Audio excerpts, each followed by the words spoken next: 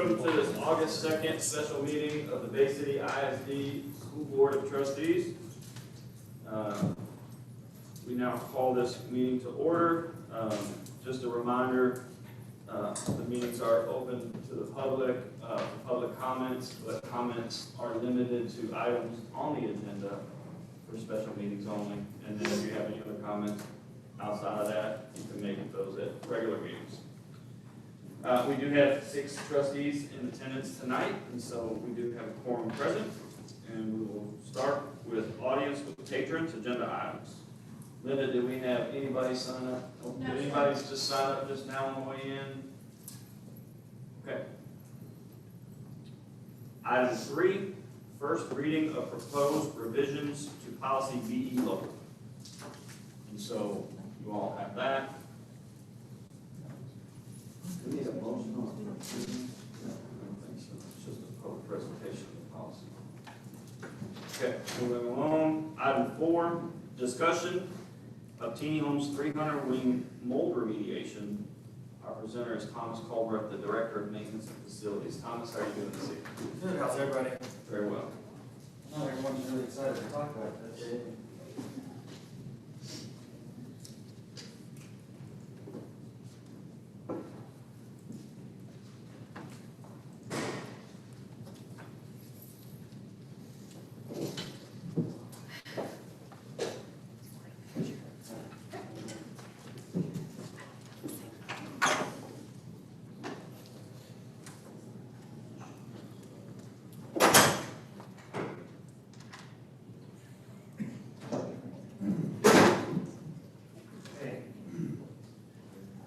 Background detail I'd like to go into. What I have to present is a proposal going forward with the current situation that we have. But just a little background.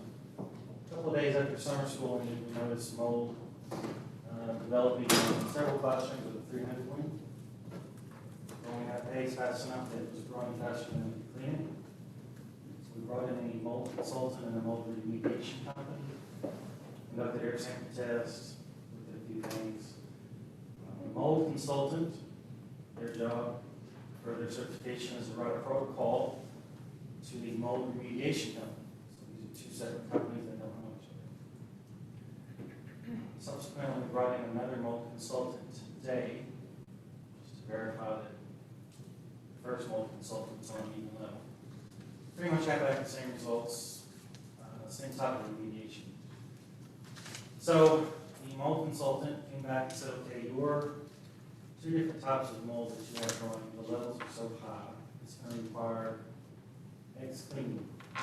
In this particular case, it was removing, discarding all the ceiling tiles, carpet, floor tiles, lower 2 feet of sheetrock in all the rooms, all of the sheetrock in the bathrooms, doing a complete scrub down of all the furniture, walls, and books, things like that. It also required full cleaning of the HVAC duct system and bringing in air scrubbers, HEPA scrubbers for 3 to 4 days to clean the air. And the other half of that is we have to hire a contractor to come in and rebuild everything. So the consent from the second mold consultant today was it's going to be the same. Maybe a little bit of sheetrock, but it came out the same opinion. That's what we need to do with the system. The only difference between the 2 consultants is the first consultant didn't tell me what he felt the cause was. The second consultant today came in with some equipment to measure humidity. And kind of as expected, we pinned back on the HVAC system. So I know the last year we haven't had controls of the HVAC system in the 300 wing. And what happened was when we had that hard 2 weeks of rain, non-stop raining, the system pulled in humidity and it could not get rid of the humidity that was in the building. So we had a lot of water build up, moisture build up on the walls, the floors, less raining in the mold. And it couldn't dry the system, couldn't dry the building back out fast enough. So that's where we're at. I want to show you all a couple of plans on what could be done. So option 1 is to go in and actually remediate according to the protocol set forth by the mold consultant. The mold remediation company is Blackman Mooring out of Houston. We've used them in the past. They're a big, huge company. So this is them going in and doing a full-blown remediation. This is a price set on by board. This is a not to exceed price on their end. We'll say $399,000. Then have Weaver and Jacobs come in and rebuild to try to match the interior of the new school. We'll come back in with the same tile, wall color, etc. $707,000, and then of course we still have to fix the AC, which we've had several quotes on that about $95,000, so that puts us at $1.2 million. And I put a note that said this doesn't include a new roof. And although the roof doesn't have anything to do with this project, the roof is about 22 years old and will need to be replaced soon. Seems to make sense if you're going to spend this kind of money to redo the inside. You need to go ahead and replace the roof as well. Option 2, tear down. Build a new wing with 6 classrooms. 6 classroom wing, I think it was 5,400 square feet. So $79,000 to tear down the wing, $1.6 million to build a brand new wing. So $1.7 million. So for $500,000 more, we can get a whole new everything. And then option 3 is to build an 8-wing room, which is about 7,500 square feet, for an additional $400,000 at about $2.3 billion. So this is what we've been discussing here lately. How to move forward. Now, if we do move forward with, say, option 2 or 3, we still have to go in and clean only the personal effects of the teachers, everything, textbooks, computers, things like that. I think that's going to be around $5,000. Small cost. But these are our 3 options that we're looking at right now. I want to present it to y'all and get your feedback on it. Let y'all discuss it. Seems like it would have just been cheaper to tear it down when we built the new school. Is there a pro or con versus 6 versus 8 rooms? And it's kind of a loaded question. Once you answer that, I have more. Repeat the question. 6 classrooms versus 8 classrooms. Just wanted to give 2 different price structures. It's probably a question better posed for the principal who's here, but we talked about it. Just with my doing the numbers in my head, so that may get a little dangerous. We could possibly, we can probably get away with 6 classrooms with some of the other spaces in the building. But if we're going to do it, I would say go for the 8. It just gives you more. We have 8 now, right? I mean, in there now. And that is 14. Yeah. 14. If we were to go the 6 classroom option, taking what spaces out of the current new tiny homes, what would be taken to provide the other So spaces? that's what we have to do. Our teachers had to realign. Right. They have already started moving into the new spaces in the building. With that being said, we had to take over the science labs, we took over our STEAM lab, we took over the art room, the music room is open for a motor lab, and then it leaves us one big space right now in case I have to make an extra class. And that's with our classes sitting at 11. Typically we have 12 classes in each grade level, but right now I have 11 in 3rd, 11 in 4th, 11 in 5th, so we were able to do that. But typically I would have 3 extra classrooms that I wouldn't have had before. Out of the 14 that you're using, we have right now, so are we only, last year we only used 11 of them? We used 12 of them last 12 year. of them last year? And we used 14 of them because one was used for our dyslexia RTI. And that's where she serviced students. And then one of them was our vault where we got to send our students to. Okay. So why didn't we have a quote to, if we have 11 classes per grade, why didn't we have a quote for 11 classes? Or 12 or 14 match? One, I don't believe that we have the money for that size project, but we can get your quote. That's no problem. Yeah, I think the feeling was we had a couple extra classrooms that we could use in the new part of the building and scale down on them. But if we do that, then right now we have all of our schools built in a way where each grade is in like a wing. So if we only build 6 classes, then some of the third grade, or maybe she would change it, I don't know, but some of that grade is gonna be dispersed throughout the rest of the school. Yeah, so actually, we had that discussion among the staff. If we were to have taken third grade and just placed them, they would have been upstairs, downstairs. There would have been no consistency. After discussion with the whole staff and then the leadership team feedback, they've actually kind of realigned into content areas instead of grade levels. It's something unique and new that we're gonna give our best shot. It kind of gives students access to 3rd, 4th, and 5th ELAR, 3rd, 4th, and 5th math, really content-rich hallways. We kind of had to get a little creative with the situation that we were in, but the team really had some great feedback for the options that were presented to them for that. Typically, you do see that the grade levels are separated, but part of our feedback from like our organizational help was that it tends to be a silo. 3rd grade is their own team, 4th grade is their own team, 5th grade is their own team. So it kind of gives us that option to be in that building. And some of the feedback, I do have teachers here, but the feedback from the teachers, they were just really appreciative to be involved with everybody right now. I see a benefit for the teachers, but for the students themselves, isn't that the reason why we have kind of separated was from a student aspect? Like, so 5th graders weren't as mingling so much with the 3rd grader and the bullying and stuff like that? Yeah, I don't know that typical, I don't know the point, I don't know the discussions of it, but for me, it's about having them access to content. For the realignment, it was more about our teachers are all working together. They have the opportunity to teach with 5 other teachers of that same content instead of all the kids being at separate campuses, so it aligned our teaching.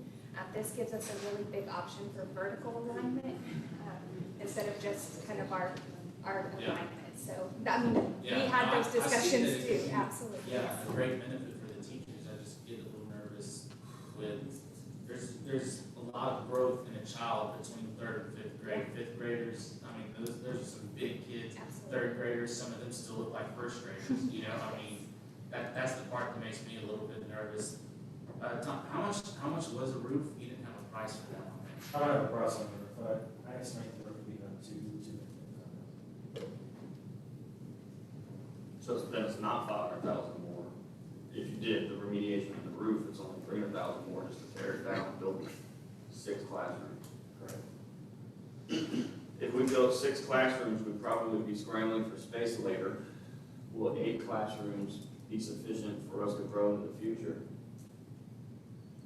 Or will we be scrambling for space in 5 years or 6 years, or what does that look like? It's a great question. So I say yes, but again, that's just my opinion. You have the building where it's built with makerspace.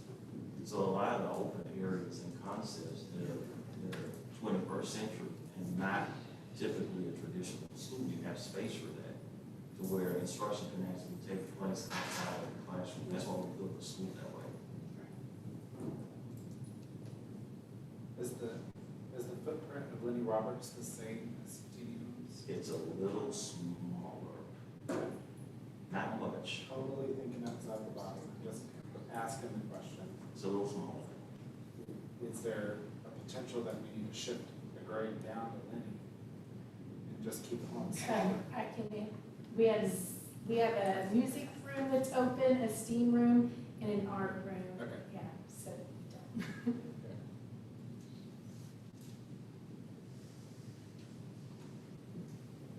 So if we go with, just say the 6 classrooms, which I think in the short term it may work, but I think thinking longer to your 10-year scope. You say right now they're in science labs.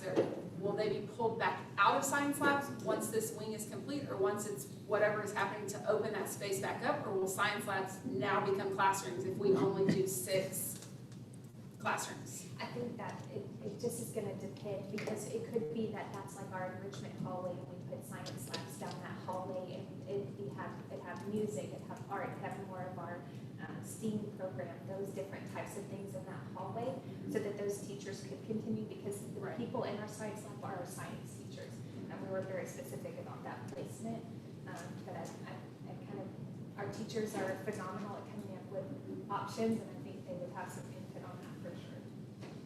The classrooms that they're moving into right now, that you said they're taking up, Andy's like the STEAM classroom and stuff like that. Those classrooms were designed and built for that STEAM class. They're not built for a regular classroom. So are we shooting ourselves in the foot any by not using that as a STEAM classroom? It wasn't, it was built as a science lab. Mandy's placement of things went into there, Miss Ressman's did. And so the teachers that are using it are our science teachers. They have access to all of the labs because of the amount of time that should be spent in science labs.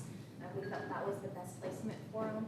I do worry about where Mandy is gonna be this upcoming school year because she's just a huge asset to us. But with COVID, we saw how we can adjust things and kind of make do for now. And Mandy is already, of course, has a plan of action and has different options. So the physical layout of a lab versus the physical layout of a classroom, it's not much different to where a teacher can go in there and she's like, oh, I don't have this that classroom has, or anything like that. They have a little bit extra. They have extra storage in the back for like, their graduated cylinders, all the awesome science stuff. And then, but they have every, the sinks, and then but they have everything that a regular classroom does. Okay. Yes.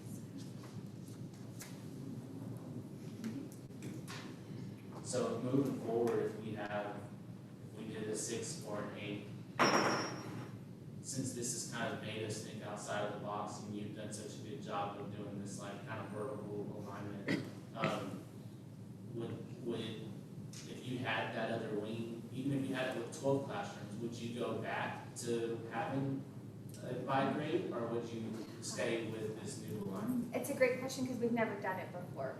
The research that we found is the vertical alignment is going to be huge for our kids and giving them content-rich hallways. But it may be something that at the end of June, we go back and we talk with the teachers and they're saying, no, the transitions were too hard, or this was a certain thing, and I think we'll just have to adjust with that. I do think sometimes that when we make changes like that, we have to give it a little bit of time to see if it's gonna work. So it's a little hard to predict what I might do, but well, I'm not sure. Yeah, Yeah. no, that's perfectly acceptable. Yes. I think the key words to board members, teachers, like you and I, the key words are modify and adjust. That's what we do daily. So anytime, anything new that we have to do is modify and adjust. And I think these ladies are doing that. So when we are thrown a curved ball, we learn to modify and adjust. So we appreciate that, ladies. So to answer your questions, and I know it's like, I don't know, but we learn to modify and adjust. So thank you for that. Steve, can you pull back up the prices for option 1, 2, and 3? Thomas, while you're pulling that up, you said the reason that it happened was the AC problem, so. No. There's no liability here from the construction company and that melee that happened, trying to get those systems balanced. No, so in this particular case, the AC system is original from when the building was built 22 years ago. The current issue is that we lost interface with the controls. It's a Schneider system. The system is sold, we've had Schneider out several times. Schneider's even had to go back and find retirees that used to work on those controls. Those controls don't exist anymore. So once we lost the interface and we lost the connection, there's no fix other than completely installing a whole new control system. It's just all been outdated. We'll have the same problem with Cherry in a couple of years. It has that same system in it as well, so. This is a perfect example of how cutting corners and trying to save money only benefits you in that year and the next year. I'm glad we built the new Lenny Roberts from the ground up as a complete unit. cost of option one, honestly. So I call it, what do you call it? In option one, so is that basically gonna make that like a new building? You're talking about new AC there, if you throw in the new roof, you've got new walls, No. like, but you're still gonna have all the old plumbing issues or stuff So, like that? with this option, without the roof, you're still gonna have the 22-year-old roof. This is not a new AC system. You're still gonna have the old AC ducts. So the way the system works, it has chilled water and hot water. And it mixes in each classroom to get the temperature you want. So each room has a PAV box in it, and it has a control that goes to it. So the computer basically, PLC that runs all that is bad. You're only upgrading that. Okay. For, we'll say 100,000, you're only upgrading the controls. So you're still gonna have an old AC, you're still gonna have old ductwork, you're still gonna have old VAV valves in each classroom. You still have an old system. So it's like having a car and putting a battery. You still got an old car, but you're just putting a battery. So quick question, is the system in the whole wing, is it two pipe or four? It's a 4. In The whole only of it? system we have that's a 2-pipe is 500, Okay. which is not. So basically, this would be almost considered Band-Aid on further issues. Think of the age of the building, not a huge difference in cost. We've already tried to do the wing by building a school and leaving that wing existing. I think for this district and for our teachers and our students, it doesn't make sense to just put a Band-Aid on an old building. Not for cost. Not for the cost of it. I mean, you're not that much of a difference. If you put the roof on here, it's the same It's the price as 6 rooms. Right. Yeah. Why is It it doesn't make older sense. Pretty close. $400,000, but you can tear down the whole building for $80? Well, for 80,000, you bring in a track off from that, you got it, doesn't have to put in a dumpster, you haul it off. Versus this, when you're dealing with home, you gotta have specialized trained people that come in with suits. And they have to come in and completely demo everything. With special protocols, special hauling procedures, because you're dealing with the mold versus just tearing it down and throwing it away. So there's a lot of requirements they have to follow when you put people in that atmosphere. Demolition wouldn't have to take asbestos into consideration, Yes, they do. and that's all included in your Yes, estimates. as a matter of fact, the mold consultant that was there today, actually, did the asbestos assessment on that building 2 years ago, which that building was built 20 years ago, we didn't have asbestos back then. But yes, all of that's taken into consideration. Is the design firm or the engineering firm that put the proposed classrooms the same architectural style, or we're gonna, It's the same company. we're gonna, We remake those in Clayton. we build this and it's gonna look like the other part of the school? So that's when we started the initial conversation with, just to give you some numbers. Honestly, that's up to the board whether or not you want to go with the same company and not at this point. Sure. I would say stick with Clayton, the architect, we would have to say if we reject this. Construction. So I just want to go on record again, and say to the board that I would tear the building down and do the whole new reconstruction once again. We kind of foreshadowed something like this happening, in 2017, just for the mere fact you're connecting a building that's 20 years old with one that's brand new. So as we're talking about the systems talking to each other, working together, that is an issue in itself, along with some of the other things that we're having a hard time to control. I really and truly thought that the price of a new wing would end up being closer to the 10 million versus this end. So that's a pleasant surprise for me. I would tell the board, if there's any way, I'm looking around for Rick, if there's any way that we can kind of tie some of our supplemental payments into paying for this, if we have to go out and get a loan for it, then we just set those aside and do that. Because if you tear it down and build a brand new wing now, you don't have any of those concerns. You have a warranty. You're looking at a brand new building for the next 30 years on top of, again, everything being brand new.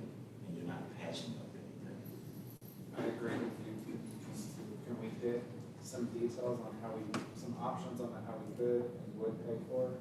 Yes, we'll start the conversation with, And then, what's the current state of the wing itself? Just So the wing is sealed? sealed off, no one can enter. When I mean sealed off, I think I wrote it down there, we put up several sheets of plastic and sealed off the door, so that there's no air transfer between the two buildings. And then if we, sorry,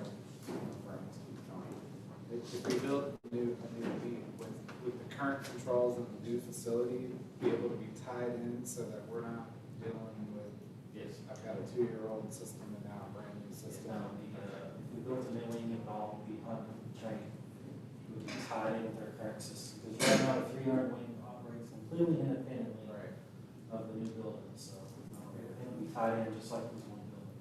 got it. The only difference you would see is that the new wing would not have bathrooms in it, because the bathroom, as soon as you come out the door, the bathrooms are right there. Now, if you start getting into like 10 or 12 classrooms, I think for code, we would have to add bathrooms, but if we stick to the 6 and 8, we don't have to add bathrooms, we can right there. So that'd be the only difference you'd see is you wouldn't see the bathrooms halfway down the hall. Doc, can you get with your team and see what the growth of that school will look like and how many classrooms it actually is gonna take to do it the right way? And if it's vertical line, it's this many classrooms, and if it's going back, it's this many, or, you know, so we don't sacrifice whatever program to put a classroom. yeah, we're definitely not trying to cut down on all of the programs that we actually offer, at the elementary level. So, we want the science labs to go back to being science labs, we want the 5 art classes to go back to being that, what we built them for. So, if that's going to be interrupted, if any instructional program is going to be interrupted, then we're going to recommend a few more classes. How long would something like this take to build? 8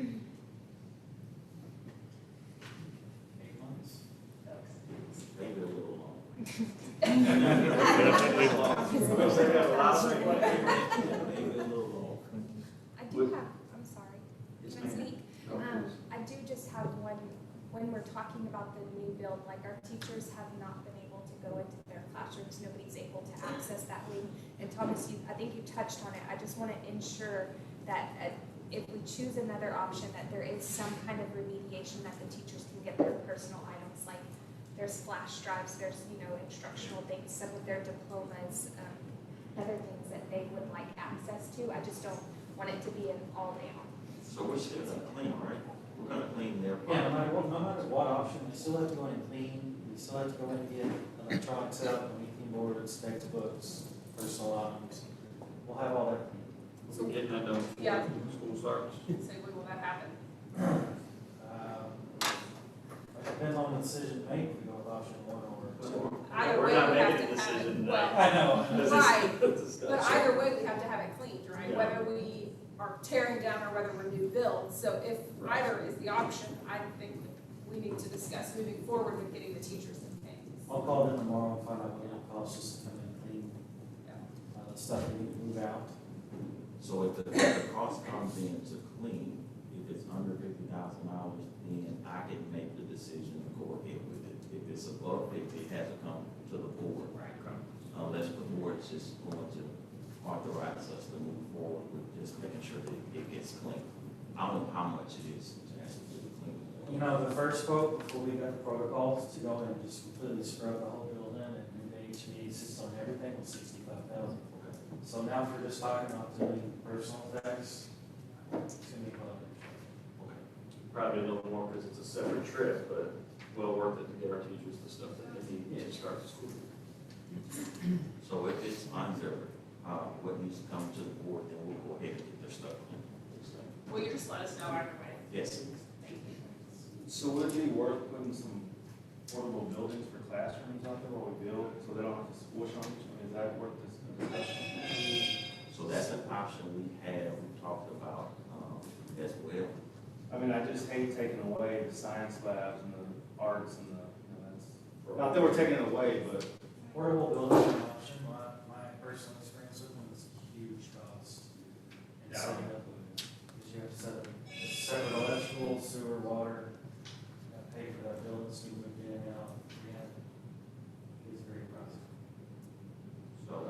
$300,000 promises. But that's something we have to go back and talk about. Because depending on the board's decision, if we know that we're going to go ahead and the board approves like tearing down and moving forward, then we could possibly get the portable buildings and have the specials out there until the new building is built. Because it's gonna be this year, and then when we decide, and then, I mean, it might affect two years. No, I mean, if the board makes a decision at the next meeting, we'll have an early workshop at this time next year. Can we have all of the information we need before the next board, like the August board meeting, to where that way we can make a It's decision? literally defined for me, what is all of the information? I think the, How are we gonna pay for it? yeah, and the numbers of students projected, is 6 or 8, or does it need to be more?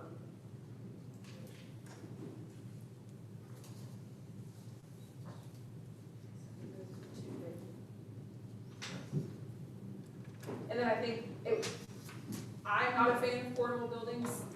Being a teacher myself, it is not a great option. I think that they have been very creative in the way that they have done this. Yes, it is not ideal and a bed of roses, but I think for a year at this point, I think vertical alignment is an amazing thing for our students and for our district. And I think it's something that I know they have been working on, and Lisa has been working on. And so to be able to kind of move in that way, I think is a great thing. Do I think long-term this is what's best? No.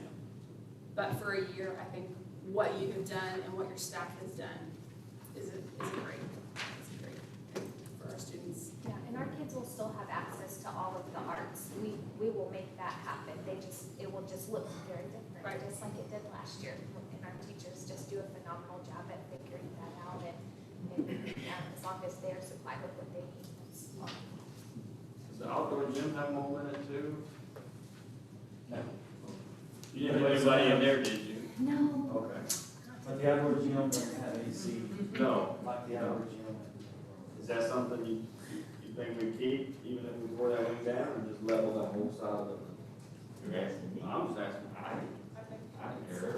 Yeah. It's gonna make our playground look really awkward. Well, we could make the playground bigger. Yeah, Even yeah. better. It's just an old building that's something's gonna come up.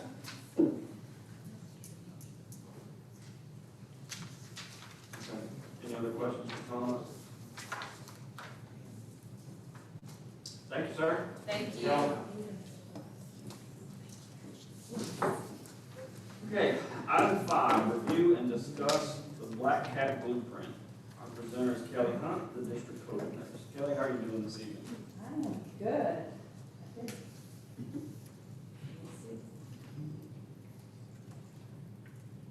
Is today your birthday, Kelly? Yes. Yeah. Yes, Happy it birthday. Happy birthday.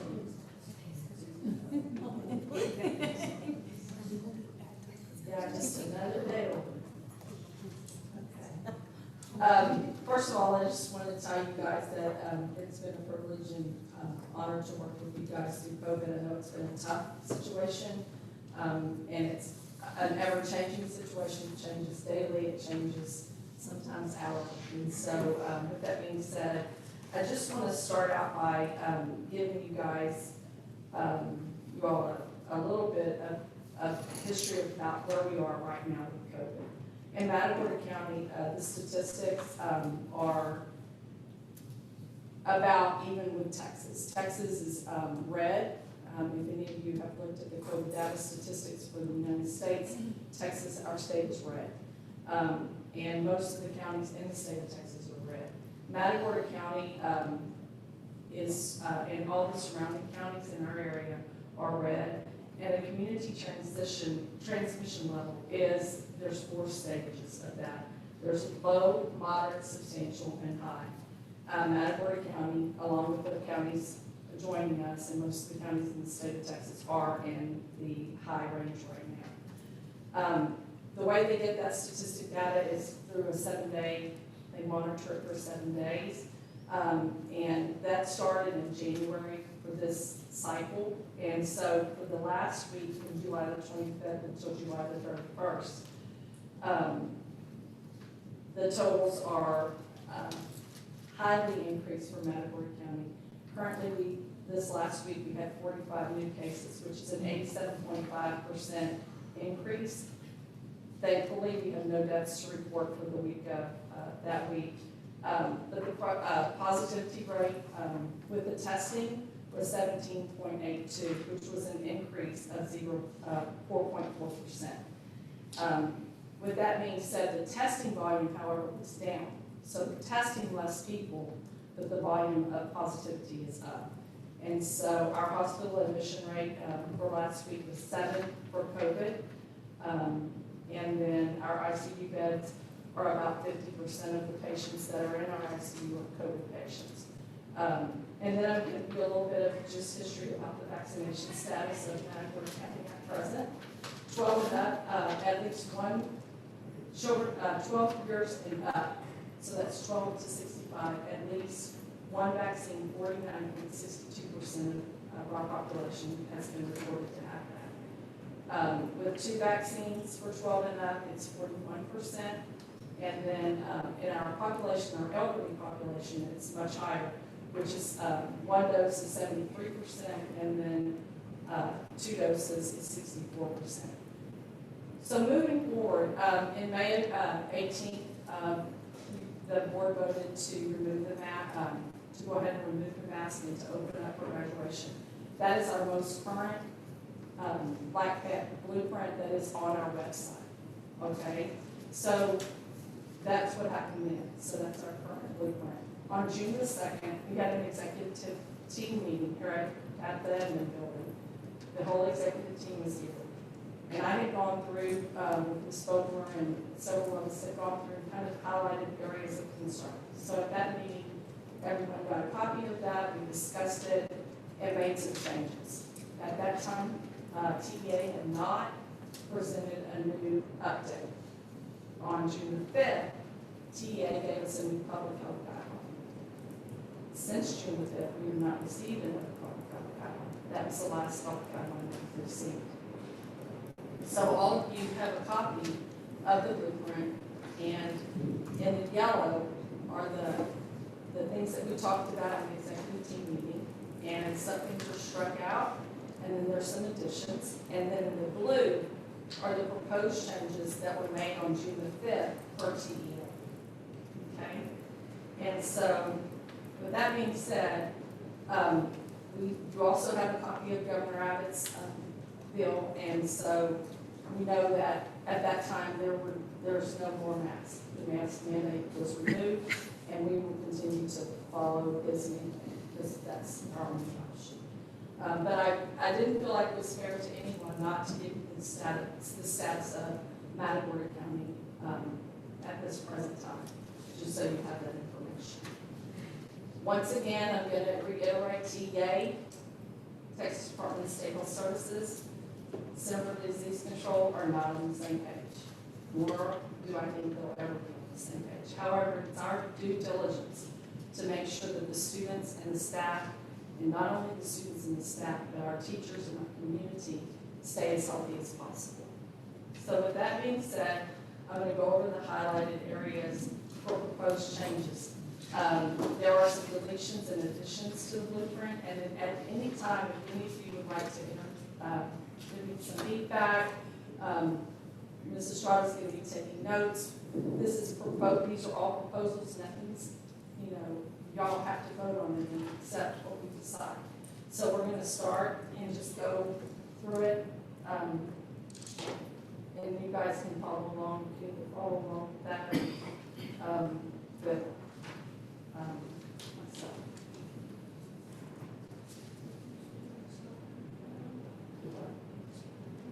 I can learn to understand you much better if I can get.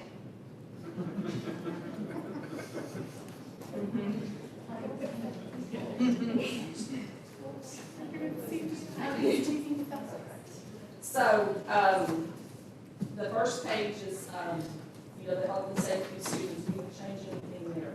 Student and health safety protocols. Parents will be responsible for ensuring the students screen at home daily. We took out staff will be responsible for screening themselves daily for symptoms. That's at another part at the bottom. There's a part about employees that's in that part. Another thing that we a suggested proposal was to remove daily monitoring of temperatures. Student temperatures will be monitored upon arrival at the campus and prior to boarding BCIS buses. We talk about that one before we move on. Yes. So why was that removed? Was that cumbersome? Is that why that was removed? Was it effective or no? We never took one high temperature the whole time that we did it, all year long. I never had one on our campus. Coach and them took it on the bus, never once did they call and say, hey, this person has a fever, they're not coming today. Never said. Yeah, it would take a long time and, have a lot of personnel in the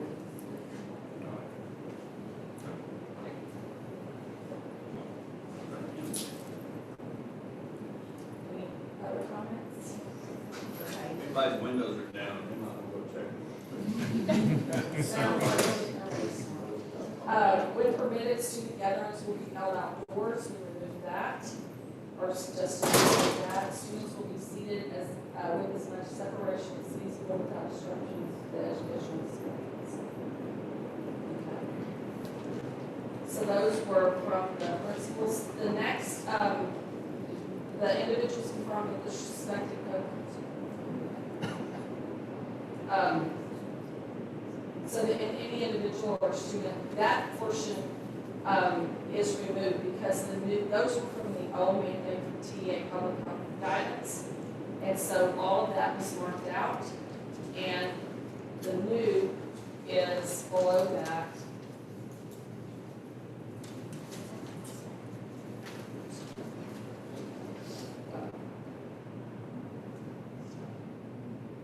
Okay, and so the new mandate is to insert the TEA guidelines directly from the TA public health guidance, which states that if any individual who has been in school is tested confirmed of COVID-19, the school must notify local health department in accordance with applicable federal, state, and local laws and regulations, including confidentiality requirement of the American Disabilities Act and FERPA. Upon receipt of information that any teacher, staff member, or student with COVID, or student or visitor at the school is tested confirmed to have COVID, the school must submit the report to the Texas Department of State Health Services via an online form. The report must be submitted each day, each Monday prior to 7 days, Monday through Sunday, in health and hygiene practices. Masks per GA 36, school systems cannot require students, staff to wear a mask. GA 36 addresses government mandate for face coverings in response to COVID-19 pandemic. Other employees require protective equipment, including masks, and in an employment setting is not necessarily affected by GA 36. School systems must allow individuals to wear a mask if they choose to. And that specifically is straight off of the public health guidance. Any questions there? And the rest of it, response to lab confirmed cases in the school will continue to do what we're doing. The campus cleaning and sanitation, we're going to continue doing that. It's my understanding that Thomas is resigned up in the germ blast, and so we'll continue having that practice as well. School and emotional needs, this is a huge issue statewide, and we'll continue to follow the same protocols that we followed last year as we will this year. Down to the transportation piece, temperatures will be taken by bus aides prior to boarding the bus. Parents will need to be available if a student cannot board the bus. We removed that per the suggestion of the executive team, pending y'all's approval. But once again, the efficacy of that was just not there. So we were taking temperatures and we were really not catching any kids with the temp. Arrival and dismissal and transitioning. The district did a really good job of that last year. Kids were arriving on the campus and we were leaving campus. But in visiting with the executive team, the principals and all, they decided that was not, effective anymore. Any questions on that? So we had the multiple points of entrance and kids were coming in different areas. So we've taken that off in the transitional piece. The meal service piece, the recommendation is no longer from the CDC to have individual packaged meals, where we were doing like, everything had to be packaged separately. That's no longer the recommendation. CDC has found that the transmission level was not being transmitted during that, so we took that off. Campus visitors, this was a topic of discussion during the meeting. To limit the exposure of informal campus visits will be restricted, including during meal times. Campus visitors will be limited to those essential for school or operations or in support of education purposes. So that's an addition, or in support of education purposes. So would that include like watchdogs or PTO, or is that support of education? Yes.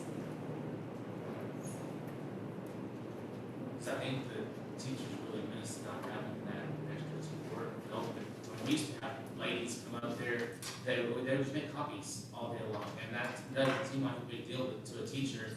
That makes a huge difference, and so that they can do that now, right? Right, our CARES volunteers. Yes, sir.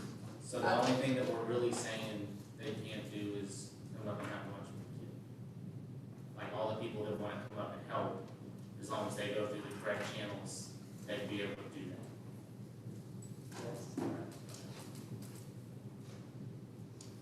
And then the essential meetings will be done in a 5-appointment through virtual format. We removed that, or proposed to remove that until further notice.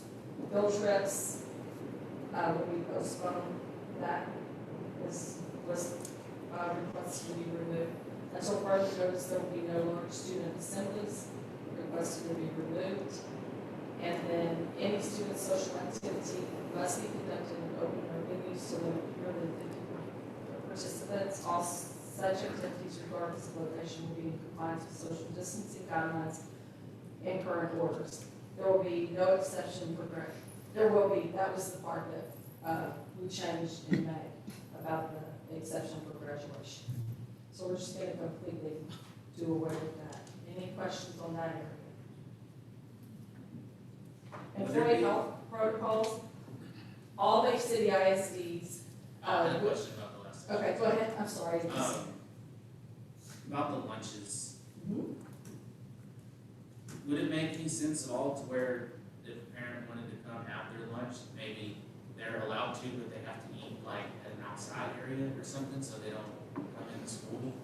Or is there any way we can give the parent student lunch back in a safe way that makes sense, besides just saying you're not allowed to do it at all? Training or something. Or, yeah, do some, or, We'll screen all visitors coming onto campus, we'll continue to screen them at the door. We did not remove that, and so that's totally up to you guys, you all, however you want to address that. Are there outdoor spaces at every campus? Yeah, tables outside. Would still be tough though, you'd still have to come into school to say, hey, I'm here to eat lunch with so-and-so, so you're still. but they all have like those vestibules. Yeah, I so know. you can just not even enter. I think if that's how it's gonna be, then the student needs to come to that area and they go outside to eat, and then the parent check the child, or not check the child back in, but bring the child back in, and then they're. But I don't know if there's spaces at every campus. At Cherry, obviously we're pre-K and kinder, so a lot of parents of younger kiddos are gonna want to come. We do not have outside seating for said outside, visitation and eating. Is your Picnic style, it's cafeteria big enough to where there could be like one table or something set up that's 15, 20 feet away from all the kids? I think at that point, I mean, I know what has been done in the past was, and maybe you can speak to this, was Pre-K and kinder parents, they wanna come every single day. Some of them bring their food, they heat it up. I mean, it's amazing to see how many pre-KK parents come on a daily basis. I think my concern goes to like, how do other parents feel about their kid being exposed to someone? So I liked Mr. Tennant's idea of like, or like your, Ms. Westmoreland, about like the kid has to come to that area and it be very specific, because somebody will say, oh, so-and-so come eat with me, I brought pizza for everybody. And if the parent gets wind of that, and there's not authority for that, I think there's just some, there would have to be very specific guidelines. I was just trying to think out. outside of the box, or something to where we could, because I know my kids love that. I mean, that they could be having a really bad day at school, and if you show up with a McDonald's Happy Meal, then their week's made, you know. Absolutely, I agree with that. I think one of the workarounds that had been done in the past was they sanctioned off. I mean, we do have some extra spaces in our school. We're lucky that we have some flex space for the time being. I think that aside from doing that though, then we're looking at having to then sanitize and make sure between different lunch periods, because we do have a pretty considerable amount of time where lunches are taking place, to make sure that those areas are sanitized before potentially new groups of people come in. Whereas in that outdoor space, you do have a little bit more freedom of. But y'all don't have that, Jerry. And I think half of, I mean, it's probably, it may just be my kids, but I think half the time whenever I show up to give them a lunch, they're more interested in everybody else seeing that they got. Come see what I have to do. Right, they could care less, I'm there, you know, they're like, oh, I get to eat at a special table, and I eat special food, look at me, you know? Right. Like, and if you do a whole nother, if you make the kid get escorted outside and stuff, it may lose some of its luster to some of the kids. I think you can still take a lunch, Right. which to a kid, they would love that, even if I don't need to go in, that's probably even. Right, I yeah. did happy meal and I have to sit in my. And I don't have to be pulled away Right, from my yeah, friends. it'd be even better. I got a pizza and I didn't have to see Dad. And I still got to sit with my class. So- Can we make this campus specific, or do we need to have this across the board? We like to be on. Yeah, I think that like to kind of keep our expectations. But we have changed it this year where we, or at the end of last year, we changed it where you can drop off lunch. Yes. And that was some, that helps a lot, so. Can I just ask a question too? Are we really at all that concerned about the parents? It seems like we're striking a whole lot of things out about the kids who live with the parents, so I'm struggling to determine why it matters if the parents come to eat lunch on campus. I don't believe that the concern is the kid coming to eat with their parent. Maybe what our concern is the pushback we get from other parents, other kids are exposed to other parents. But they're, But they're already exposed to those other kids who live with those parents, I guess, is where I mean, we could debate We could- it's one of the medics. spread of COVID in adults versus children, if you want. But, I say that, we have some accountability with our kids because they're in our classrooms and we can see what they're doing and monitor where they are. And if adults are coming in and streaming in, then, I mean, I've coached so many kids, they might just come run up to me, give me a hug, and I can't stop it. And, you know, that may get back to that kid's parent, and all of a sudden it's a, you know, unnecessary That's comment. how you prefer, which did you prefer at this point in the game And to? don't get us wrong, we want our parents back Yeah. too, so maybe in December, January, we can reevaluate it. right, again. Sure. that's what I was about to say. With the numbers where they are, what Kelly just said, and what the principals have reported back, and not just the principals, but the executive team, I think for now, we'll leave it the way that it is, and if we need to revisit it come December, then let's revisit it, but let's not strike everything out. Let's keep You know, some this of is a them. living document. I mean, Right. we can go back and change it at any time if the numbers go up, if we have, see big changes, we can look at it again. I will tell you the CDC's recommendation is to limit visitors in schools through K through 12. And they're pretty adamant about that, but it's totally a local decision. We have to revisit every 6 months due to the ESER 3 anyway. That's a requirement. So we're gonna repost it, so we'll bring it back to you, we'll bring it back to you in December or before the December changes. And we're gonna have- TA may make changes next week, I mean, we never know what that's going to come down to. Like, So say that you brought that up, that just posed a question to me. The TA comes back and says, hey, we recommend students or staff or both wear masks. Can we do that since there's a governor's order saying we can't do that? Right. Okay, so they wouldn't make that recommendation until the order was lifted. Yes, we can. The only way that the mask would come back into effect is if the Texas Department of State Health Services, if we had an outbreak, and they could come in and say, this is what you have to do.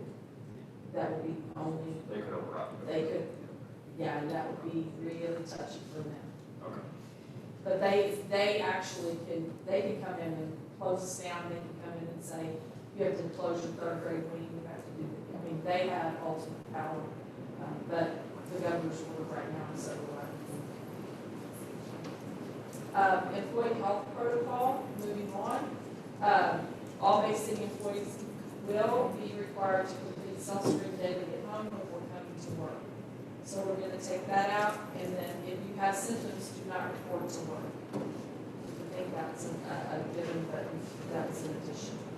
It is recommended that all employees, maintain the CDC's recommendation down is 3 feet, not 6 feet, so that's the change there. And then all employees will be required to report health exposure concerns to the COVID coordinator, that was the HR. And so now that's just covered straight. Any questions on that? We're not changing the intent of bulletin one, you're just taking out the required. Will be required, actually. So they're still gonna do it, you're just not gonna- Our expectation is that everyone will do it. And We're then just taking out the word required. the 3 feet versus 6 feet last year was grade dependent based on the numbers at the time, and so we're just saying we're now at that level where it's just everybody across the board. CDC's recommendation is 3 feet. And so that's why that changed. Extra curricular non-academic activities is gonna stay the same, and then All that virtual stuff. virtual learners part, all of that stuff is going to be removed, because CDC's recommendation, as well as DHS and everyone's recommendations, that kids come back to school for that. In-person school instruction, we're going to add all to the students at ACISD will have the opportunity to attend school and receive instruction via in-person format for the just change of date, 2021-22. And the scenario will include a blended instructional platform that involves the use of Google Classroom, in-person instruction as well as, so it's just Google Classroom. And then the remainder of that, under in-person instruction, will be removed, because that has to do with virtual learning, and Ms. Boyer gave us recommendations on that, and we Does follow this apply that. if there is no virtual option? Correct. Got it. And then, we're gonna remove the TEA, health guidance information, TEA health guidance information, those bullets down there, and then we're adding to the bottom the TEA public health guidance, so that people can stay up to date with that, and then just CDC's website, so that they can access that information if they so choose. Are there any questions, concerns? We're really Yeah. glad that the parents and the watchdog, the support of the teachers with that. So I don't think we made any changes to your changes, right? Whether were there any changes, No. our changes? Okay. So this can just get And so guys, accepted at just the next board meeting. Just for your information, that was a pretty lengthy meeting with the executive team. I mean, we really hashed a lot of things over. And whoever did the lining in this with the highlights, thank you. Thank you. This is Oh, okay. Really, like, And y'all also have a copy of the governor's order. Are there any other questions? Thank you for all your work with this over the last year, Thank you so much. and moving forward.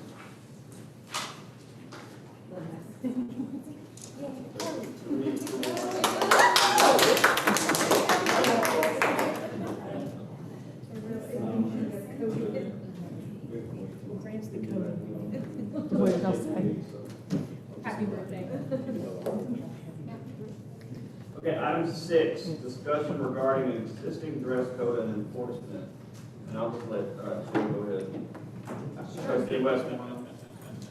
presentation. So, I know all the board members know, but I've been talking with Dr. Scott, for a little bit now, about enforcement of policies. And if we have a policy that is stated, code of conduct, whatever it may be, that it needs to be enforced, and if we're thinking that we don't need that policy, then we need to have a discussion about it. The reason that I'm saying that the conversation started about the hoodies, and are we going to enforce the hoodies, are we not? I have children within the district, obviously, and they don't wear hoodies at the junior high, which is according to code. They were allowed in the building, but then all of a sudden it was a hammer down, we're not doing hoodies third 9 weeks. I'm like, if we're gonna enforce it, it needs to be from day one. So when I was teaching in the classroom, I knew going into a new school year, I have to set up the guidelines, I have to set up what we are doing, how this classroom's gonna run. We need to have a discussion about it, or the students' learning is not gonna be in the right environment and effective. So I just would love to have a discussion about, do we need to do the hoodies? Do we need all of these things in the dress code? Because in my opinion, if it's in the code, it's there for a reason. I was not on this board when all of this was put in, and so that was my other question to Dr. Scott. What was all this put in for? Do we need all this? I'm not wanting to change dress code, I'm not wanting to change any of that, but I am wanting to have a conversation about enforcement. Because if it's in there, it needs to be enforced. Because what are we teaching our children if we're not enforcing it? And if we're not enforcing it, then we're really teaching them that it doesn't matter. And so is that the attitude we want in our classroom? Is that what's best for our students today, tomorrow, and the rest of their life? No, I don't believe it is, and I don't want my students and my children personally to have that being taught to them in an environment where I expect enforcement to happen if it says so.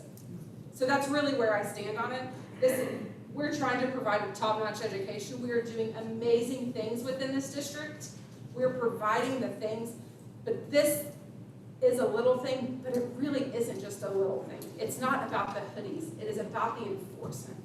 And so I would love to hear, what is the stance? Because if it's in there, I would love for it to be enforced, because it's ultimately what we're teaching our students.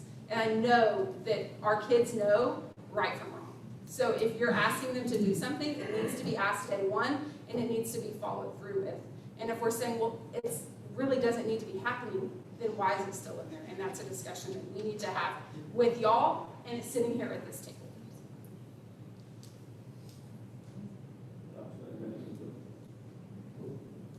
No, actually, I do. And there's no way that I can put myself in the seat that the principals are sitting in. And my perspective as a principal, sitting in a school and discussing hoodies, it would be, it depends. So the real answer that we actually need would be from the principals. My stance as a superintendent is whatever's going to be optimal for them and productive for them and their schools, and that's absolutely what I would support. So I would pose to the principal. I know they've had several conversations about the hoodies, the pros and the cons. And let me just say this: somebody's going to fall on one side or the other. There's not going to be the right answer tonight. There's just going to be a best answer to support what's happening in the schools. I'll say, basically, high school is a big concern for hoodies because the kids are older. And I don't understand why they wear hoodies when it's 100 degrees outside in the day, but that's another story. I will say that last year was harder to implement. It was not just harder for the kids, but also even our teachers. Whenever we started school, we started getting emails from the teachers saying, have you changed our dress code? We haven't had an opportunity to go shopping. Likewise, if we were to go shopping, we couldn't find places where you can try clothes. So we decided as a team of principals that we were gonna have breaks, and we were gonna understand that it was not as easy for them to go shopping, get new clothes. So in the past, if you would have asked me, did you wear jeans every day? I would have said, heavens no. We need to be professional, we need to, however, others would challenge me and say, well, then being in jeans and comfortable, are they gonna teach the same thing? And going through COVID, I learned that they did. they were comfortable and they were teaching and they were delivering to our kids. So the same grace that we deliver to our teachers, I empower my teachers at AC High School to deliver the same grace as we're working with the kids. And with that came that sometimes the schools are really hot and sometimes the schools are really, really cold. So although they really reinforce the rules that we ask them, sometimes they will feel bad that the kids will take off their hoodies and they were, shaking. So I do believe that it's extremely hard to reinforce it. And we had decided that we want to implement it next year, that we want them to have their hoodies as long as they are similar to the ones to their shirts, that they are solid color, but they cannot put it on their head. It has to be just a hoodie. But that's not an excuse, but that is what we did differently last year. So does the dress code say they can't even wear a hoodie in the school, or just says they can't wear the hood? At the secondary At level. the secondary level, it says, all, no clothing of any kind with the hood is allowed. So, by allowing the grace last year, did you have run into any instances where it was a problem with the hoods? I know we're focused on hoodies. Absolutely. So, Absolutely. I mean, you have the rule followers, it doesn't matter if you're cold, you have to take the hoodie off. I mean, I'm talking about, forget about if they're wearing the hoodie and just got it hanging off their back, or are you having people put them on and not pay attention from that We enforcement? did have a few, we do have a few that we put them on, and we just continue to reinforce it. It's the same thing with kids wearing hats inside the building. They, you don't have a lot of them, but you do have a few that continue to put it on after we're reminded to take it off. I've got to start preparing my son, he's not gonna be able to wear a hoodie in junior high, because he's one of those kids that wears it in 100-degree weather. It's like a comfort blanket. It's a security blanket. No, it's because they're cold in the classrooms. My kids wear them every day. I think there's a difference between a hoodie on a sweatshirt that's down and a hoodie that's on a head. So this is not about, and again, this is not about the hoodie. It's about the enforcement of the policy. So if it's stated in this paper that parents get that is on our website, then we need to clarify, you may not have a hoodie on your head, just like you cannot have a hat on your head. Because I think the enforcement piece of it, and it doesn't just go with the hoodies, it then goes into all of the other things that we're seeing in the schools, and the behavior issues, and the choices have consequences. So ultimately, that's the kid, they need to know that choices have consequences, and if you choose to continue to put this on, then guess what? You're not gonna get to wear it anymore. You're gonna have to have something else. But it's about the enforcement. So I think if that's where y'all want, if that's what you see best, is they can have a hoodie, but it doesn't need to be on, then let's talk about that and let's change it in our policy and in our dress code. Because. And are there other things in there that? Right. And and I hate to be the bad guy, I don't want the principals to think we're giving you direction right now. No. Because this is Dr. Scott's job to do that. No, So yes. most of this conversation, even though you should look in there, is actually within this board. But with that being said, I mean, the grace versus not, the Right. enforcement policy is certainly worth discussing, and so, I don't know where that line is, where it gets in the way of education, and enforcing it gets in the way, if you're making them go home, and, versus the incidental wearing of it. Right. I mean, I certainly agree with you, right? It's a policy, it needs to be followed, it's not that hard, don't put a hoodie on when you go to school, right? But if they're freezing cold, then Right. they're gonna wear it. So the reality is, and we'll just go with the high school, you can have classroom A that's going to be 75 degrees. You can go next door and classroom B is going to be 52 degrees in the same building. Right.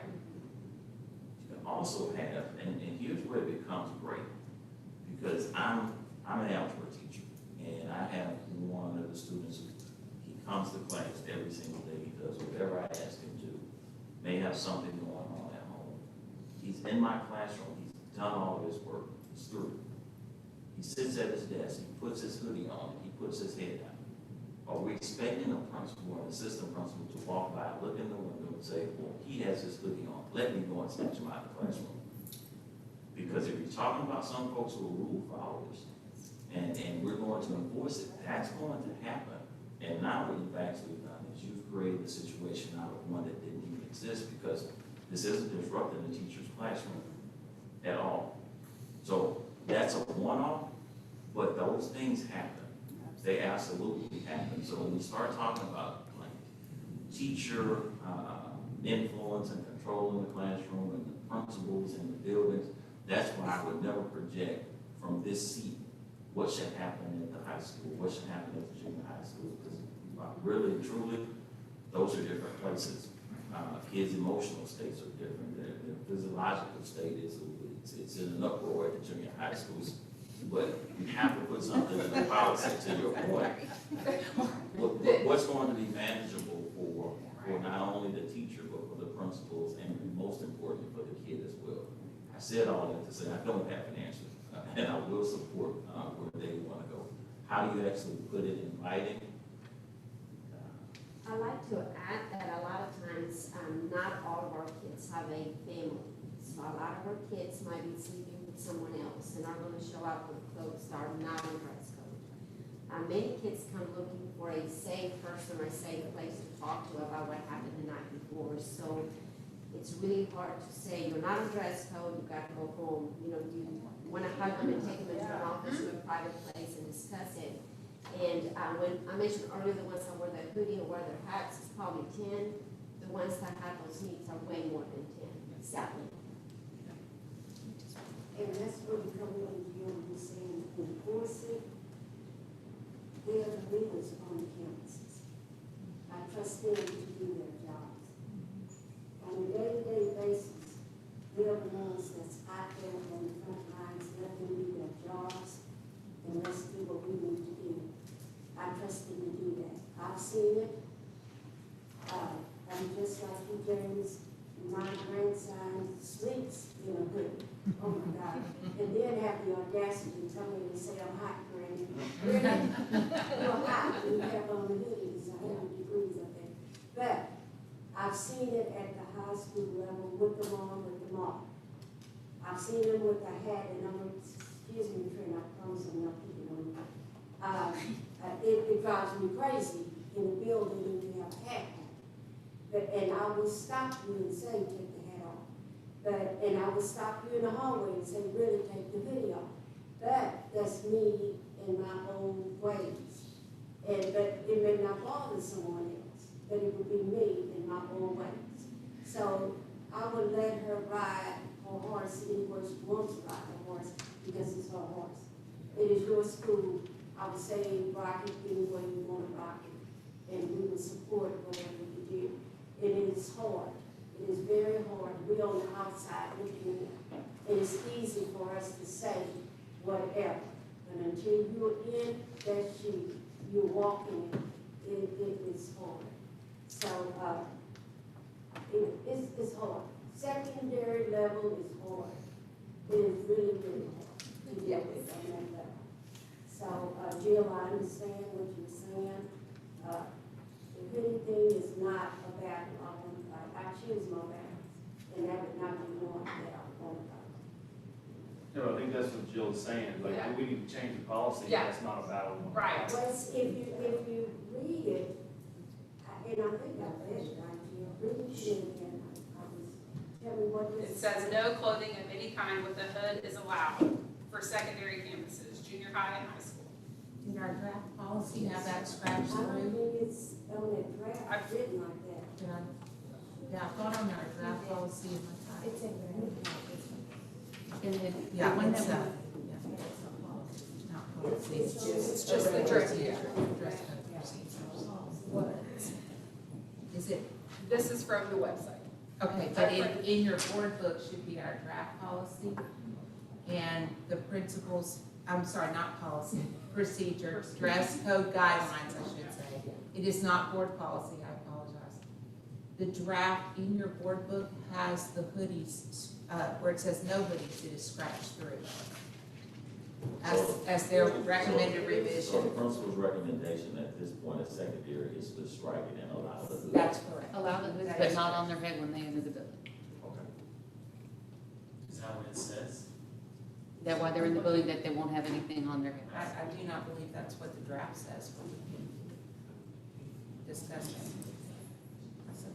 One of the reasons don't- why we said no hoodies to start with was for security reasons, right? So that we didn't have some god-awful situation happen, they throw their hood up, and we have no idea who did it. Officer Cunningham, have we come across any situation where the culprit got away because he's wearing a hoodie? No, we have not. Okay. Just be walking in And just to be clear, I'm not for or against a hoodie. It is just, I think that we need to wrap it up and say, let's be more specific, because I'm not asking a teacher, if it doesn't bother her, but I'm saying, let's enforce what needs to be enforced, because I think it's setting a precedent. And so, for our discipline problems, for our behavior, like, let's make sure that we're pushing all of our way to let them know, like, choices have consequences. So that is what my whole compass of this is about, and that's what started my conversation with Dr. Scott, was that I want kids and students and parents and this community to know that Bay City Independent School District is not gonna, I'm not gonna sit here and nitpick a hoodie or a pink shirt or what with a bigger than 3-inch small logo.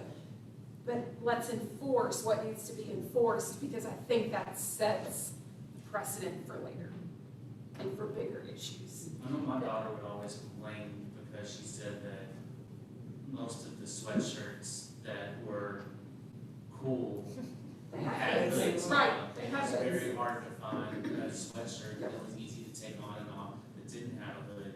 But then at the same time, she'd also say that some kids didn't follow it, they wore hoods all the time. I'm like, well, what are they doing in the classroom and stuff? She said, well, they pull up their hood, they have headphones in and just tune out the teacher, you know, and I'm not okay with that, you know.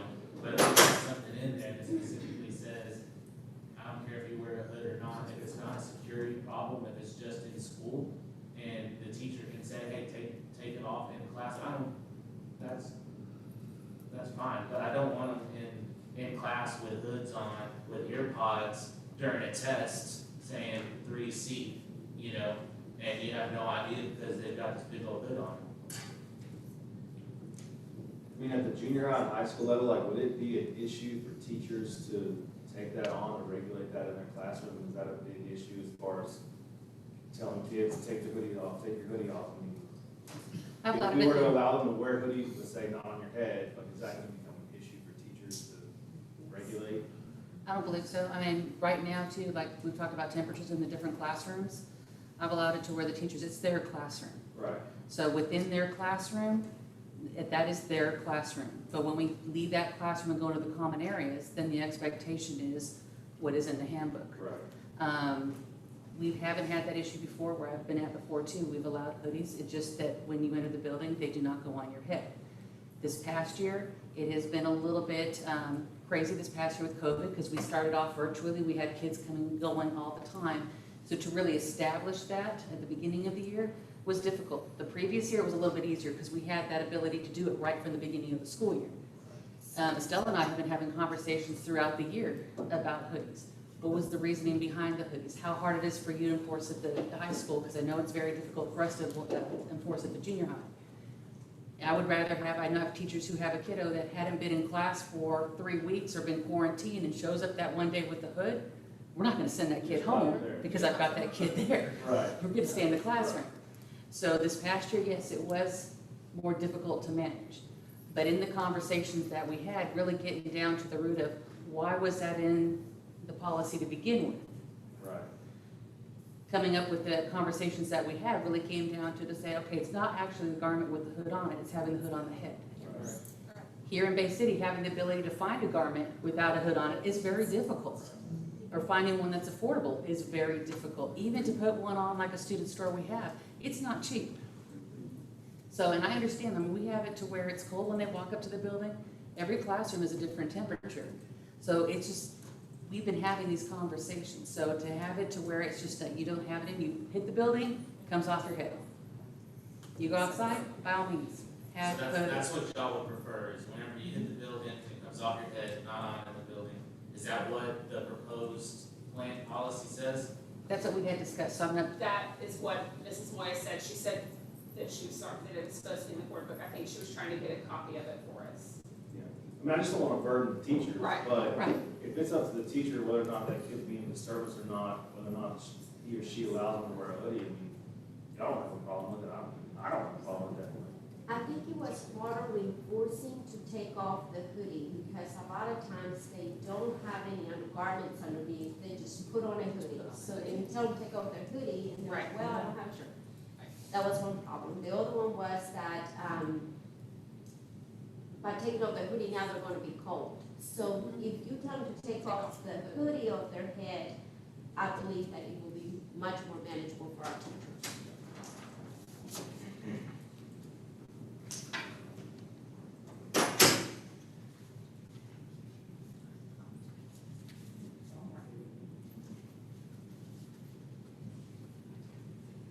And just to clarify, our new dress code is going to allow hoodies in the upper level classes. So what? we're pulling there. That's what they're proposing. Yeah. it'd be the same as the elementary, because when I was at Roberts, we allow hoodies, you know, at the elementary Right. level, so it's just the same period up through secondary. And then I think our teachers do a fantastic job. Yeah. I think if a teacher's allowing students to wear a hood and ear pods, then it's probably gonna reflect in their performance at some point, so, you guys are doing a great job. Thank you. Thank you for seeing the individuality of each of our students, because every single one of them is different, so. And Jill, thank you for bringing the point up so we can have the discussion, and I think if we're gonna put it in there, it's great. And allow Dr. Scott to manage that for his principals. So I think you don't have to approve this because it is part of the policy.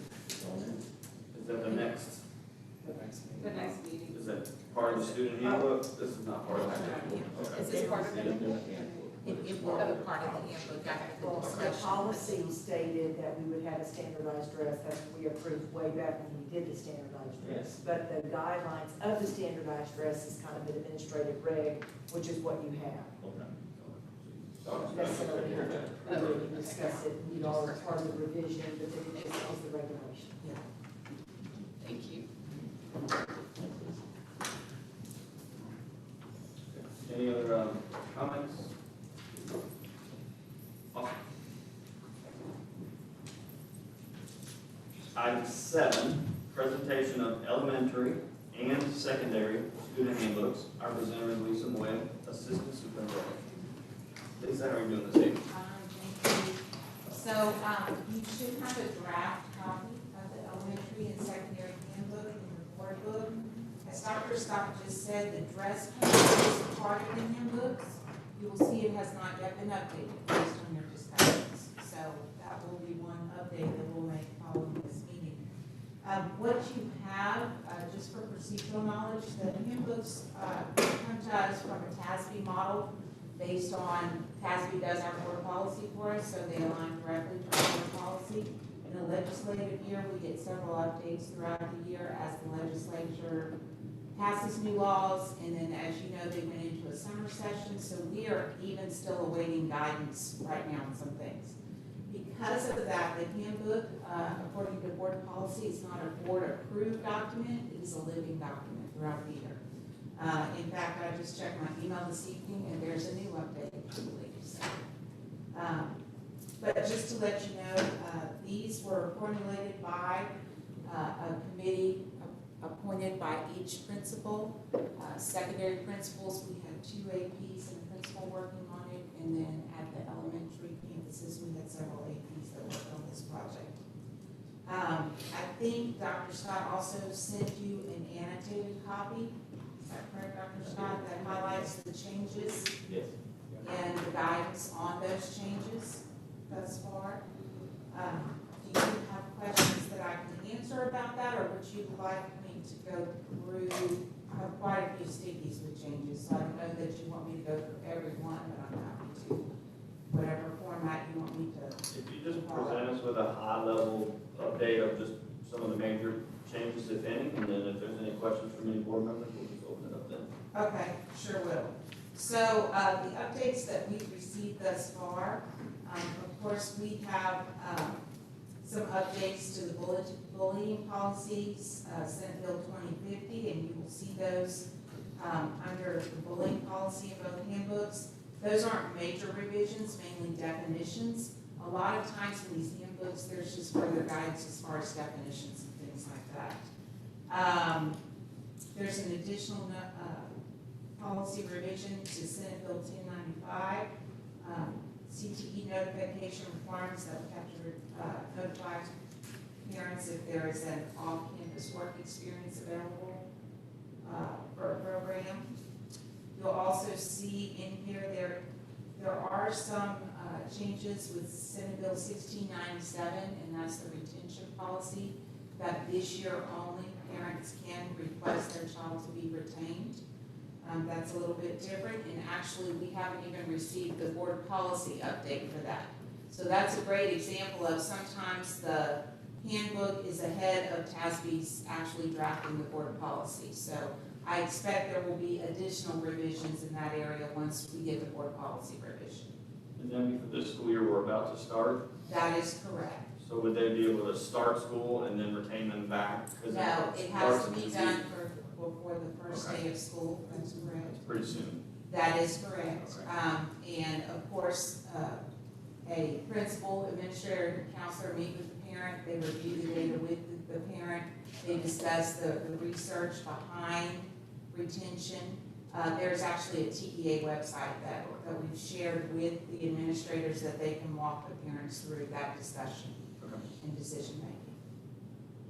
So is a lot of that discussion initiated by the principal? It is initiated actually by the parent, where the parent requests the retention. And then the administrator and counselor have that discussion with the parent. Some other major changes that you'll see, I'm gonna tab everything, the Senate bills. There is a new requirement, revising the training for, staff on dating violence, that's included in there. You'll also see that there have been some changes to House Bill 1603 about individual graduation committees. Again, that was because of COVID. So I expect that'll be a one-year change, and then we'll receive updated guidance at the end of next year. And then you'll also see that there is further discussion of Senate Bill 1697 and the retention policy. Those are the major changes. There were other minor changes as far as wording, definitions, things like that, but nothing that changed the content, so to speak, of the handbooks. As y'all, you probably heard of House Bill 4545, that requires intervention, 30 hours of intervention for students. We have not received all the guidance in the handbook for that yet, so I anticipate that's probably in the update I just received.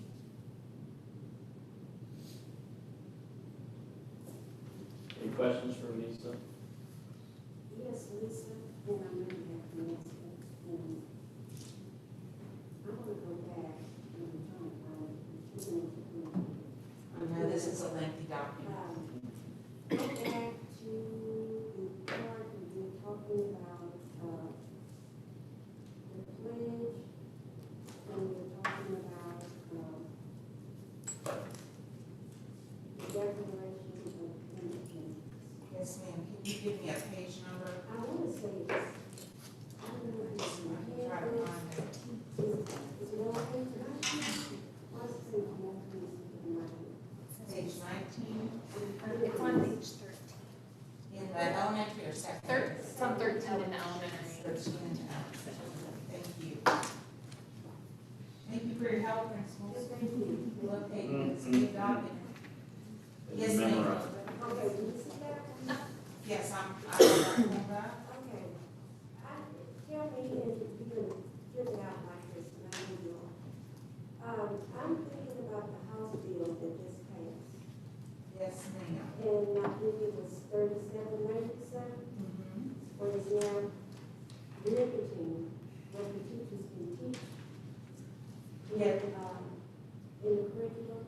Yes, ma'am, I have read that bill, I've read the highlights of it, it has to do with the teaching of critical race theory. Yes. So that did not happen, I don't believe, according to my document, there were any changes about the Declaration of Independence, but the update regarding anything on critical race theory, I have not received that update. That was not in this TASB update. Now, it may be in the one that I just received by email, but in this document that was sent to us in July from TASB, there is not an update for the handbook at this time. When you deal with your police, let me know your thoughts on this. Yes. I'm concerned about that, because when they talk about taking out black history, when they start nitpicking on what can be taught in school, and especially about black history, that's the only time some of our kids get to know anything about that history. And if it's not going to be taught in school, I'm concerned. But that it's not only about black history, it's about any history, anything, civil rights, it's talking about anything of people of color. Really. And I'll be honest, Ms. Robinson, I'll have to research the details of the bill. I've seen just a general outline, but I do not know the details of it, but I will research it. Okay, and just let me know your thoughts on that. I will get some more information to you, and I will call TASB about it. Okay, thank you. So I've actually read the bill. Oh, yeah. I have. One thing I'll actually say, and this is just for legal purposes, is it's a bill that passed. And as a school district, and as the administration, we have to follow the bills that have been passed. I will say to the board, as elected officials, if there are bills that come out that the entire board or you as an individual trustee has some concerns with, I would encourage each of you to take an opportunity to write to Austin, to write to, during the legislative session, and let them know how you actually feel sitting here as a local governing body or local governing official. When you have concerns with bills of that nature or any type of nature, I'm not really sure as a board, I'll say I'm not aware that we've actually had those types of interactions with the state trustees. But that's absolutely the approach. I will tell you honestly, whether I agree with the bill or not, whether I agree with any bill or not, at this point, Trustee Robinson, as the administration, we have to follow it. And I will tell you from, I know you've asked Lisa to give you her point of view. I will tell you that would be Lisa's personal point of view and not necessarily representing the administration, because as an administrator, as a superintendent, I have a job that I will actually do and she does as well, whether I personally agree with it or not.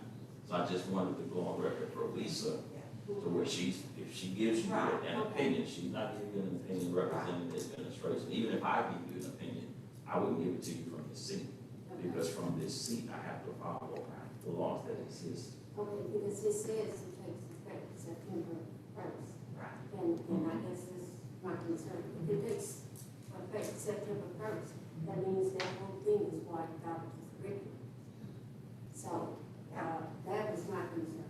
September 1st, that means that it's not going to be done. And I know we have another policy update coming, update 118 from TASB. So I do not know if it's in update 118, because if that was passed, that would be a legal policy, not a local policy, or we have no choice to implement that. But I have not seen that draft yet. TASB said they're working on it. We did get an email saying that update 118, they're in the process of writing the notes for districts, but they haven't sent it yet. So that's all we know at this time. Okay. And it may be in there. If it's effective September 1st, it's bound to be in there. Yeah, and as Dr. Scott said, if it's legal policy, regardless of how we feel, we have to follow that. And I don't know if I haven't seen the draft, if there's any local decisions to be made in that policy. They're not. There aren't any local decisions. Seriously, doubt one way or the other that we're gonna stop teaching Black history. I mean, that's a very important part of our culture is If it's Hispanic. not, if they're taking it out of the curriculum, you won't have to say. Well, they're taking the critical race thing out, but not Black history. Okay. They're two different things. Yeah, and we can talk about it later if we want to, but they're not taking Black history out of the history books. I'm not educated enough on the bill to know the specifics of what is being taken out of the curriculum. I don't want to speak to that, not being educated enough on the specifics. It is something that really, needs to be looked into. But thank you. Yes, ma'am. Do you have any other questions I can answer for you? Whenever we get, updates on handbooks and code of conduct and stuff like that, can we get a annotated version like we did with the Black Hat Blueprint? Yes, sir. The Well, BE local statement? yes. Because I know we got an annotated thing from Dr. Scott, but that was an annotated version of a TASB document saying these are the changes that you should make and where those things were in our document may not have lined up. It was just really hard. It's very nice whenever you've got a highlighted with strike-throughs, footnotes, that kind, you can go Yes, through the document a lot faster. Yes, we'll do that in the future for you. Thank you. And I do apologize, Mr. West, the reason we don't have that is we work off of a new template from TASB every year. So we don't do the strikeouts, but we can do that for you. We can accommodate that based on last year's handbook, what is stricken out, what's Right. changed, and I things think like I that. could go deal even do it for you if you have the right version. Yeah, It'll we'll compare figure it out to what you documents and stuff. But I don't know if I have that version or not, but it was, I just We will get never. that solved before next year, for sure. Okay, thank you. I mean, it's not the end of the world, it's just whenever you get, multiple agenda items that have, over 100 pages each, and you're like, okay, I've gotta go through 400 pages of procedure by Monday, that isn't the most fun, to be nice to us. Totally agree. In fact, we would love to have about a 20-page handbook instead of. Yeah. We agree with you on that. Okay, any other questions from these? We're gonna have these again for our next item, so. Should be right back. Item 8, approval of the 2021-2022 Student Code of Conduct. And our presenter again is Lisa Moyle, Assistant Superintendent. So the Student Code of Conduct is actually a different type of document. This does require board approval. This does again come from TASB in a draft template that will align with our board policy. Actually, this year, in a legislative year, there were very, very few changes in this document. Most of the changes were either definitions or clarification of wording and things like that. There were very few discipline-related changes in the law this year. In fact, the only one that was substantive was, you might have noticed in your student code of conduct that it is also now this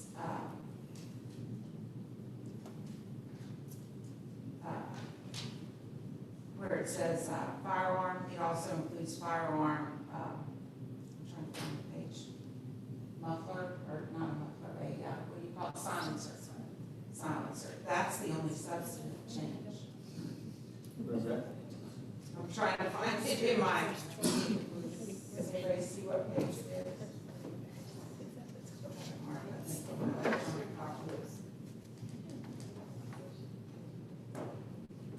A firearm silencer? A firearm silencer. Okay, I kept hearing alarm. I'm sorry, firearm silencer. Might be page 7, I have possession of the, I don't know. Yes.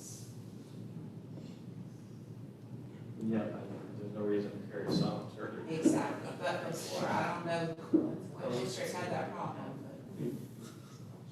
Can't carry it down. Yeah, but there's no but reason can't to carry a have it. silencer to school. But all the other changes were really just definition changes. Of course, we, in the section that covers peace officers, we have, of course, peace officer there's not SROs on our campus. And so their duties are outlined in your board policy, so we don't outline them in the student code of conduct. That was House Bill 957 that talked about the firearm silencer. Also, Senate Bill 248 just expanded the definition of e-cigarettes in the health and safety code.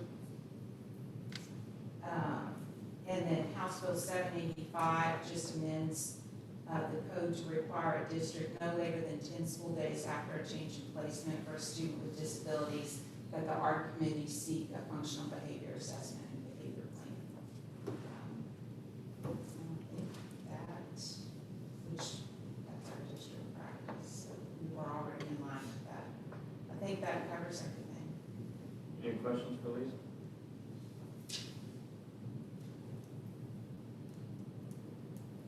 Is there a motion to approve? Motion to approve the 2021-22 student code of conduct. Motion has been made by trustee Tennant to approve the 2021-2022 student code of conduct. Is there a second to the motion? Motion has been seconded by trustee Westmoreland. Is there any further discussion? This, section about possession or prohibited items, that's just for while they're on campus, right? You'll have to tell me what page on this. Page 7.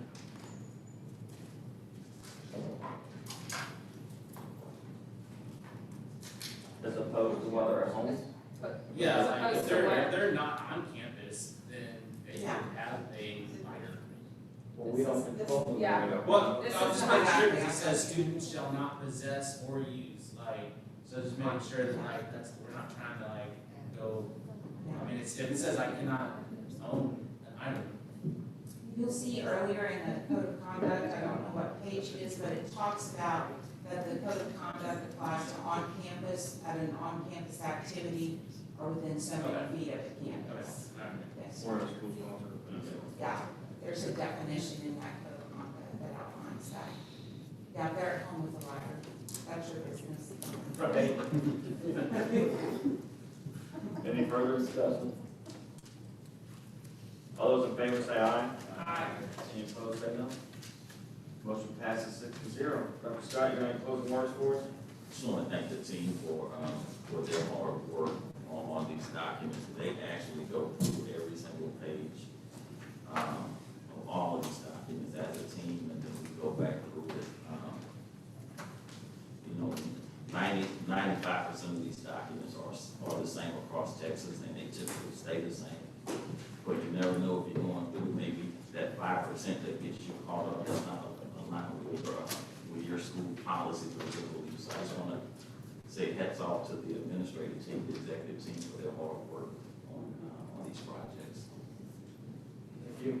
And everybody's got a governance book, and so I encourage us all to read this. And we have set a date for Lone Star Governance, and so September, Friday, Saturday, first Friday, Saturday, September, so. Third and fourth. Third, fourth, thank you. Look forward to, working through that with everyone. So is this book go with that class? I don't know, this book, Dr. Scott, you dropped this or Linda? Yes, I got that. For you all of us, it's a recommendation for one of the trustees, so we bought it for everybody. So, Very cool. Okay. Item, whatever, German? 9. Item 9, adjournment. Is there a motion to adjourn? Motion's been made by trustee Westmoreland to adjourn. Is there a second to her motion? Motion's been seconded by trustee Robinson. All those in favor say aye. Aye. Any opposed say no. Motion passes 6-0. We'll see y'all back here in 2 weeks.